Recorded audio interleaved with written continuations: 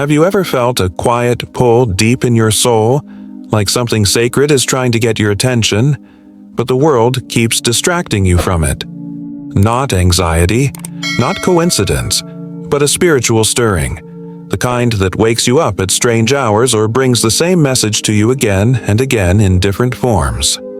If that's you, you may already be walking in the early stages of a divine unveiling, because when God is about to surprise His chosen ones, He doesn't shout, He whispers.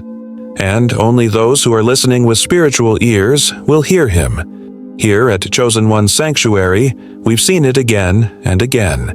Ordinary people experiencing extraordinary signs, quiet patterns, strange alignments, sudden clarity that defies logic. And it's no accident. Scripture confirms this truth. Many are called, but few are chosen. And those few, they are marked, watched, tested, prepared. If you've noticed unusual shifts in your atmosphere lately, it may not be spiritual warfare. It may be spiritual positioning. This isn't about luck or blind faith. It's about recognizing the divine fingerprints left all over your timeline. From biblical stories to prophetic insight, we're about to walk through 9 final signs that God is preparing to turn your life upside down in the best way possible. These are not just general blessings. They are assignments disguised as events. And if you're here, it means you're not just seeking clarity. You're being summoned. So stay with me, because by the time we reach the end of this video, you won't just understand why your life has felt so heavy, so strange, or so divinely disrupted. You'll finally see that God has been preparing you for a surprise that will change everything. Let's begin this sacred journey together, starting with the first sign, a peace that makes absolutely no sense. Inexplicable peace in the midst of chaos. There is a kind of peace that does not make sense. It arrives in moments when your world is unraveling, when the storm is loud and the future is uncertain. This peace does not come from logic, nor does it depend on the absence of struggle. It is divine in origin, planted by the hand of God in the hearts of His chosen ones, not as a reward, but as a sign, a sacred signal that even when the natural realm breaks, heaven still holds. When God is preparing to move in your life, the first confirmation is not loud celebration. It is stillness. The stillness that enters a soul right before the battle turns. A calm that isn't earned, but imparted. The Bible calls it a peace that surpasses all understanding. When the Apostle Paul wrote those words in Philippians 4, he wasn't in comfort, he was in chains. Yet even from prison, he taught that God's peace would guard our hearts and minds, not just protect them, but stand as a shield. This is the peace of David, stepping onto the battlefield with no armor and no fear. It is the peace of Jesus, sleeping through the storm while others panicked. This kind of peace is not natural. It is prophetic, and when it finds you, it is heaven's whisper. God is already ahead of this. But make no mistake, this peace is not optional. If ignored, the soul begins to panic again. Doubt creeps in. Worry replaces worship. And the chosen one, instead of stepping forward, retreats. That is why you must pay attention when it comes. Because this peace is not a decoration. It is instruction. It is God's way of saying, do not run. Stay grounded. I am already in motion. If your world feels unstable but your spirit is at ease, you are not delusional. You are aligned. That peace is not the absence of trouble. It is the presence of God before the surprise. And where peace takes root, something is already shifting in the unseen. But sometimes, the next sign appears not as calm, but as sudden disruption. Sudden opportunities that feel out of place. When heaven is ready to change your life, it rarely sends a calendar invite. Instead, it interrupts you. It sends what looks like a disruption, a meeting you didn't expect, a conversation that sparks something, an offer you weren't looking for but can't shake. These are not lucky moments. They are spiritual turning points. And for God's chosen ones, These sudden opportunities are rarely about comfort. They are about alignment, a divine redirection, designed to place you exactly where you were always meant to be. Think of Esther, a young woman hidden among many, living a life that seemed quiet and invisible, until suddenly a crown, a palace, a crisis, and a nation depending on her courage. This was not just a promotion, it was a divine ambush. God opened a door not just for her elevation, but for her assignment, and had she not stepped through it, the purpose written into her name may have remained unfulfilled. When an opportunity presents itself that feels too big or arrives too fast, do not dismiss it out of fear. These are often the hallmarks of divine orchestration. God doesn't open doors you feel ready for. He opens the ones that will require you to trust Him more than your preparation. That is how He proves you are chosen. Because the opportunity is not about ease, it is about obedience. But if you ignore it, if you overthink or shrink back, you may miss the moment that was made just for you. The window may not stay open, and delay can become disobedience in disguise. That's why spiritual boldness is required when these opportunities arrive. Because stepping into them isn't just about seizing a chance, it's about surrendering to God's plan. So, if something unexpected appears that stirs your spirit and disrupts your plans, pause, pray, then ask yourself, is this just a coincidence? Or is heaven trying to reroute me toward my calling? Because when sudden opportunities arrive, they rarely knock twice, and if they are from God, they don't just lead to blessing, they lead to destiny. There is a reason these doors swing open when they do, and often it's because your spirit has already begun to lean toward the throne. Uncontrollable desire for prayer and worship. There comes a moment in the life of every chosen one when the usual prayers no longer satisfy, when songs once sung out of routine now ignite something deep within. This is not emotionalism, it is awakening. A holy hunger begins to rise, not for answers, not for escape, but for God Himself. You crave His presence. You long for stillness before Him. Your spirit begins to speak a language that your mouth has not yet formed. This is not coincidence. It is the call to intimacy. And it is the third sign that God is preparing to surprise His chosen ones. It does not arrive with fireworks. It begins quietly. A stirring to rise before dawn. An unexpected tear during worship. A moment when time stops as Scripture seems to breathe directly into your soul. You may not know why it's happening, but heaven does. Because when your spirit begins reaching without explanation, it's because your destiny is calling from the future. Daniel understood this call. In a time of lawlessness when prayer was forbidden, he bowed anyway. 3 times a day, windows open, not for show, but for surrender. And what followed? Not just divine protection, but divine promotion. The lions did not devour him because his faith had already declared he was unavailable to the enemy. He was hidden in worship, shielded by devotion, and elevated by obedience. When you feel this hunger for prayer and worship, do not suppress it. Do not schedule it away. For God is not just inviting you closer, He is preparing you. This desire is heaven's way of stretching your spirit to fit the next season. The deeper the prayer, the greater the preparation. Ignore it, and you risk missing the instructions embedded in the stillness. Drown it out with noise, and you may silence the very revelation meant to carry you forward. But embrace it, and you will find yourself sharpened, cleansed, empowered. When worship becomes your default and prayer becomes your breath, it is because heaven is preparing to trust you with something holy.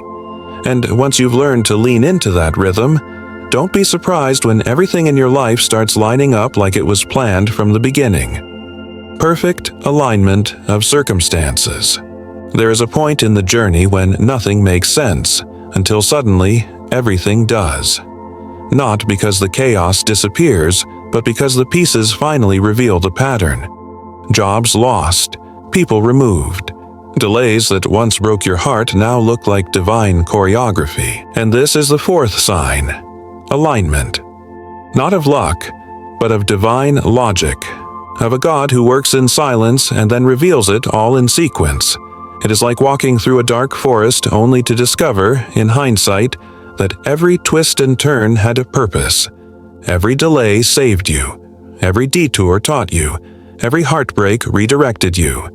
What felt like wandering was actually leading.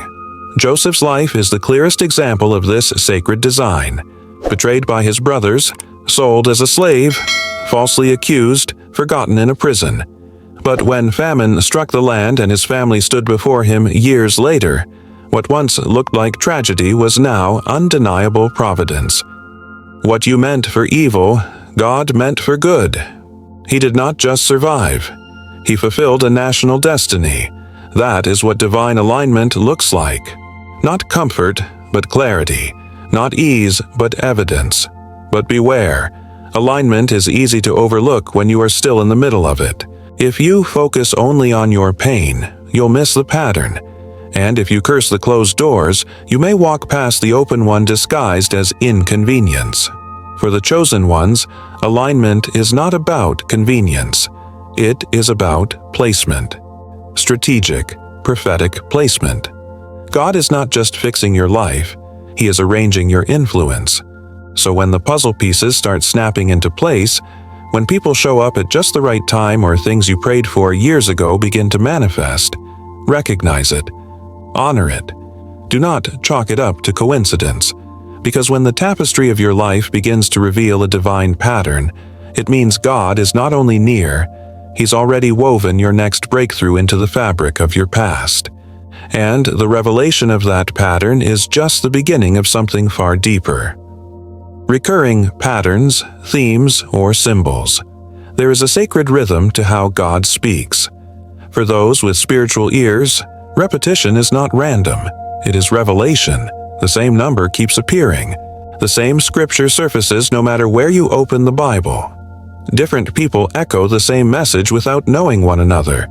These aren't coincidences. They are divine echoes.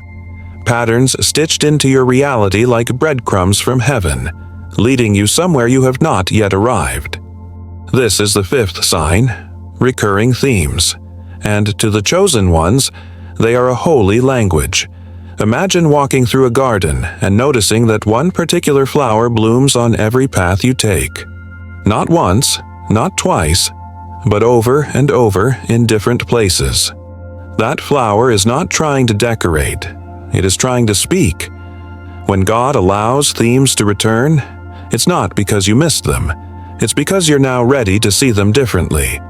Moses lived with a repeating theme long before he recognized it. From the palace to the desert to the mountain, his life echoed deliverance. First spared as a baby, then driven to protect a Hebrew slave, then sent back to the very empire he once fled to free an entire nation. The pattern was not punishment, it was preparation. God was forming a deliverer long before Moses believed he could be one. If your life keeps circling certain messages, take notice. God is trying to get something through to you. A lesson, a calling, a warning, or maybe an invitation. But when you ignore these themes, the consequences are subtle yet severe. Confusion, delay, repetition without revelation can lead to wandering, just as the Israelites wandered for 40 years repeating the same patterns without transformation. But when you pause, when you reflect, when you ask God what He's really saying through the echo, something changes. The pattern becomes a prophecy. The repeated message becomes a roadmap. And suddenly, you don't feel lost anymore. You feel led. So if the same idea keeps chasing you down in different forms, do not run.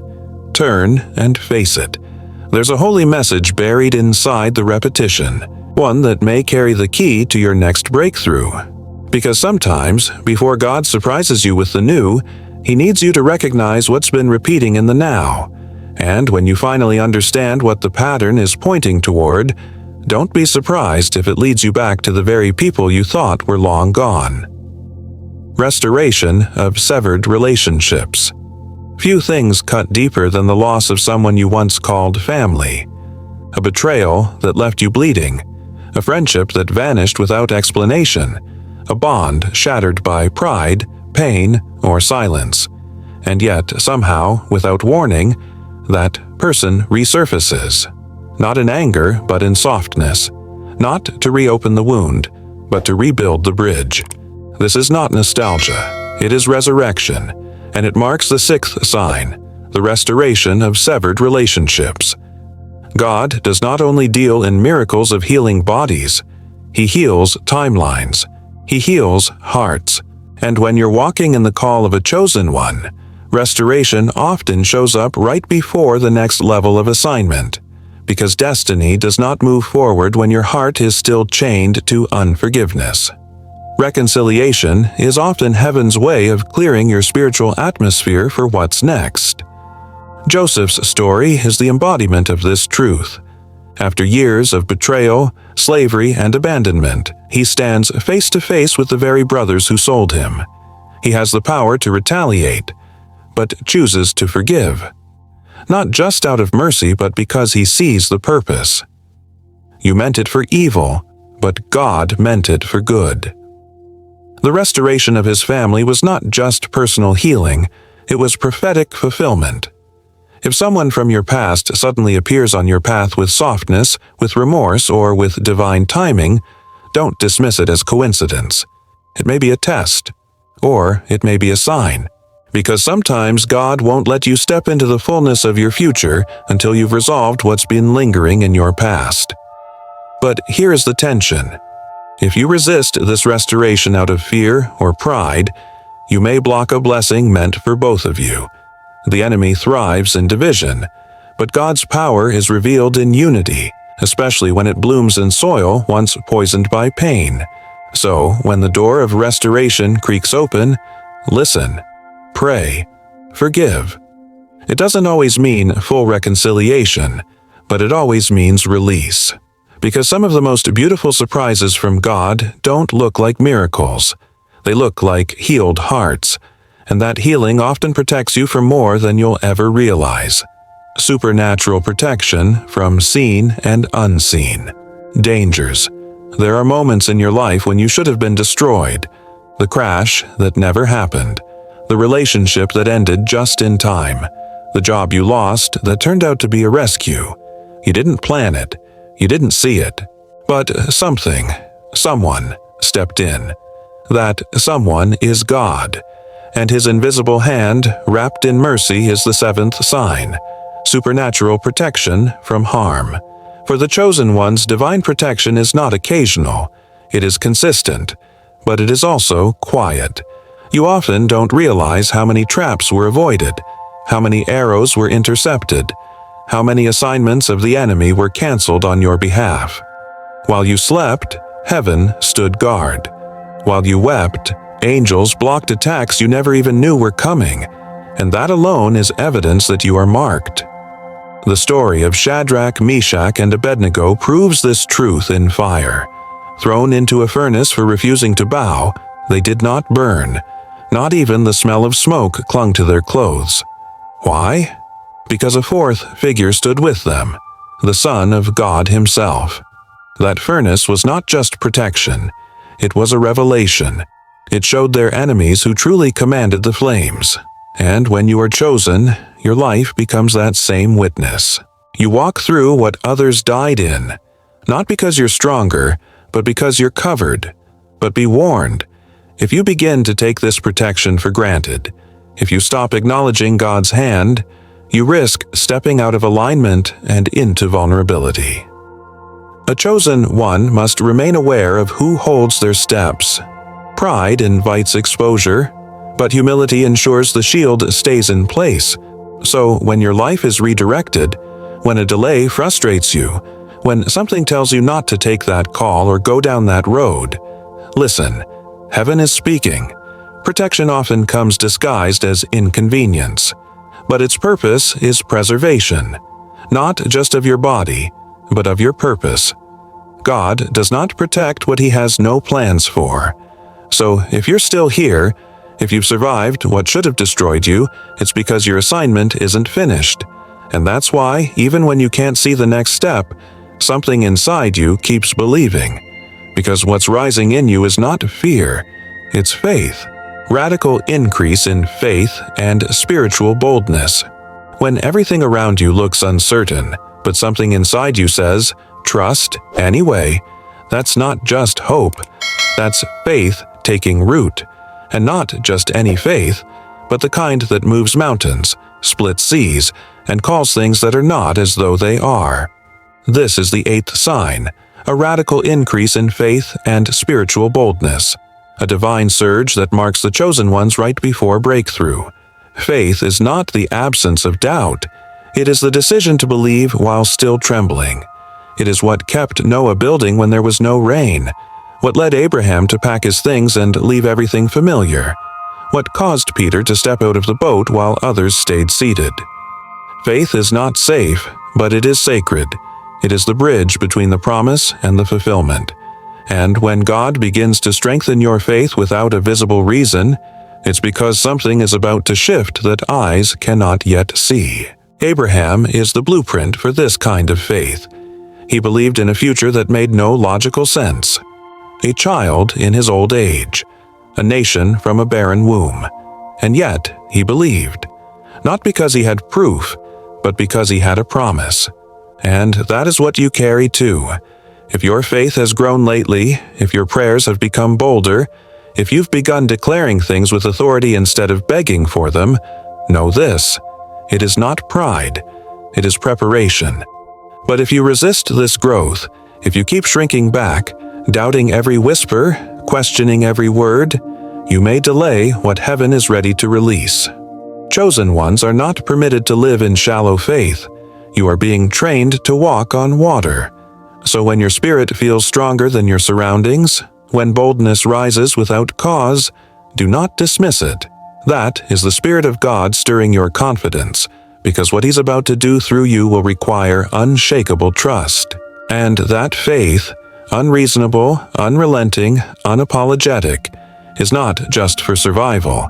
It's the doorway into joy, a joy that refuses to die even when everything else breaks. Unshakable joy amid deep trials. There is a kind of joy that doesn't belong to this world. It doesn't wait for healing. It doesn't require answers. It blooms in the shadows, sings in the storm, and dances in the fire. This is the 9th and final sign, unshakable joy amid deep trials. For God's chosen ones, this joy is not emotional. It is prophetic. It is a declaration to the enemy and a reminder to your soul that the valley is not the end of the story. This joy is not loud. Sometimes it's just a whisper in the dark. God is still with me. Other times it's laughter that bubbles up through tears, or a moment of worship that rises from a broken place. It doesn't deny the pain, it defies it. And that defiance is sacred, because when your heart should be bitter, but you still bless God, heaven takes notice. The Apostle Paul lived this joy in prison, shackled in chains, bruised, forgotten. And yet, in the midnight hour, he sang. Not because he was free, but because his soul already was. That sound, praise in pain, shook the ground. Doors opened, chains fell, and what was once captivity became testimony. This is the power of divine joy. It doesn't wait for breakthrough, it creates it. And when this kind of joy rises in you, it is heaven's final signal. The surprise is near. You are closer than you know, closer than you feel, and the enemy's attacks are not signs of your failure. They are confirmations of your proximity to promise. But beware, if you let bitterness replace this joy, you may lose sight of what God is doing. Chosen ones must protect their joy like treasure, because joy is not just strength, it is evidence. Evidence that God is active, that the Spirit is near, that heaven is fighting on your behalf even when you cannot see it. So if you find yourself smiling through sorrow, praising through pressure, or loving when you have every reason to shut down, do not question your sanity. Recognize your ceiling. This is the joy of those who are marked, the joy of those who carry the weight of heaven's assignment. And it means your surprise is not just coming, it's already unfolding. There are moments in life when God moves so subtly that only the spiritually awake can feel the ground shift. What we call signs are often sacred invitations, whispers from heaven that something hidden is about to be revealed. And for the chosen ones, these whispers are not just comforting. They are strategic. They are markers on the narrow road leading to a greater assignment. These 9 signs are not random. They are divine language. And if you've seen even one of them in your life lately, know this: you are not being left behind. You are being led. The delays, the quiet peace, the sudden openings, the unexpected reconciliations, all of it is the fingerprint of a God who is not only present, but intentional. God does not surprise those he has not prepared, and the very reason you felt the tension, the stretching, the spiritual pull, is because something is being birthed in your life that the world is not yet ready for, but heaven has already approved. So if you feel unseen, misunderstood, or spiritually restless, let this be your confirmation. You are not being overlooked. You are being hidden for a reason, protected, preserved, prepared. You are chosen, you are marked, and you are moments away from divine unveiling. If this message spoke to your spirit, we invite you to like this video, share it with someone who needs clarity in the chaos, and subscribe to Chosen One Sanctuary for more revelations and biblical insights like this. Your support allows us to continue creating sacred space for truth, community, and prophetic understanding. Leave a comment below. Have you recognized one of these signs in your life?